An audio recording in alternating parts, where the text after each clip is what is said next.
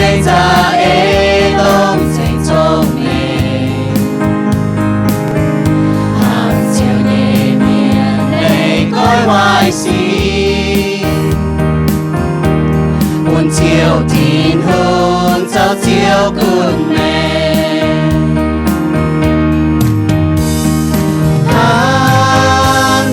hàng Giêsu nhé phai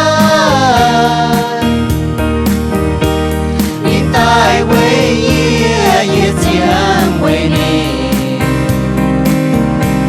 nhìn dù tia một buồn ye tu lo ye hàng Giêsu quê nhìn ham ye thì nung ham yên liêu yên sẽ Giêsu ham bữa đi tại chùa vua ô chia nhẹ ham bên xia nhẹ ham